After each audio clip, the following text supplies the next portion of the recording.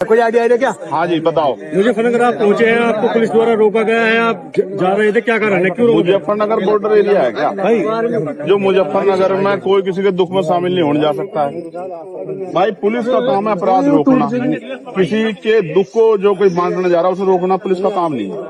मैं सोनू कश्यप जी, जो जिस भाई की हत्या हुई है, जिसको जला के मार दिया, उस माँ को मैंने तड़पते हुए देखा, उसकी बहन को मैंने बड़ी को तड़पते देखा।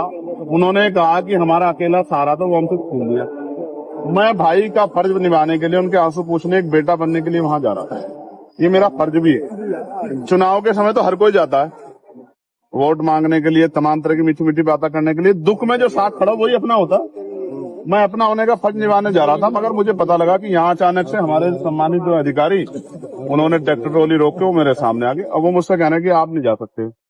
मैं ये पूछना चाहता हूँ कि भाई क्यों नहीं जा सकता हूँ? घटना यहाँ की नहीं है, घटना मेरठ में हुई है। क्या किसी परिवार को उत्तर प्रदेश में, जो पिछड़े वर्ग का परिवार है, कमजोर वर्ग का परिवार है, क्या उसको सांत्वना देना भी अपराध हो गया? तो मुझे सारी बात में एक चीज समझ आई है कि मैं राजनीतिक अछूत हो गया हूँ यहाँ उत्तर प्रदेश में। मैं किसी पीड़ित की आवाज नहीं उठा सकता। मैं आवाज उठाने जाऊंगा तो मुझे बंद किया जाएगा। इसका एक तरीका मेरी समझ में आया, मैं इनको रास्ता दिख बता रहा हूँ कि जैसे पिछली बार मुझे गोली लगी थी 23 में, मेरी ये हत्या करवा दे पुलिस वाले मिलके सारे सरकार के साथ। क्योंकि जब तक मैं जिंदा रहूंगा, अगर मैं खाट पे भी रहा, पिलंग पे भी रहा, तो भी बोलता रहूंगा। तब भी जब भी इन पर अन्याय होगा मैं बोलूंगा, पिछड़ों पे, दलितों, मुसलमानों पे, गरीबों पे, बहनों पे। तो एक ही तरीका है इनके पास। ये लोकतंत्र को कुचल रहे हैं, ये संविधान को चल रहे हैं, ये मेरी हत्या करवा दें। इसके बाद तो उनको शांति मिल सकती है, वरना जब तक मैं हूँ क्या तो ये जुल्म रोके, वरना अगर ये जुल्म करेंगे मेरे लोगों पे तो मैं उनकी आवाज को उठाऊंगा, मैं लड़ाई को लड़ूंगा। मैं किसी बात से नहीं डरता। एमपी साहब कई दिन हत्या को हो चुके हैं, अब तक एक युवक जो इसको खाया, तो भाई मैं तो जब तक परिवार को नहीं सुनूंगा तब तक मैं कुछ नहीं कह सकता हूँ। मैं तो जाऊंगा, जब उनके पास जाऊंगा, मुझे अपनी पीड़ा बताएंगे जी। जब मुझे अपनी पीड़ा बताएंगे तभी मैं आगे की बात तो कर पाऊंगा। मैंने तो डिमांड की थी कि इस परिवार को कम से कम 50 लाख रुपए का मुआवजा मिले जी। क्योंकि देखो मेरी बात सुनो, आप भी पत्रकार साथी हो, अगर आपके को दुर्घटना हो, आपके बच्चों को क्या होगा भाई? कमाने वाला था वो चला गया, उसकी बुजुर्ग माँ, उसका क्या होगा? 10 दिन तो सब आएंगे।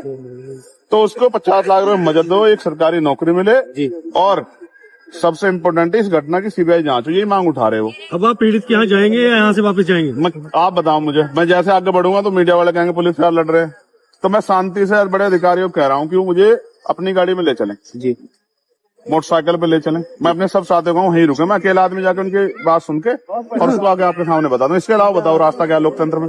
अगर लोकतंत्र में चुनाव प्रतिनिधि जनता के बीच नहीं जाएगा और वो दिक्कत है कि नेता जाते नहीं है, मैं जा रहा हूं तो मुझसे दिक्कत ये है कि वो क्यों जा रहा है। तो भाई और लोगों की मदद नहीं करना चाहता, मैं तो करना चाहता हूं। तो मुझे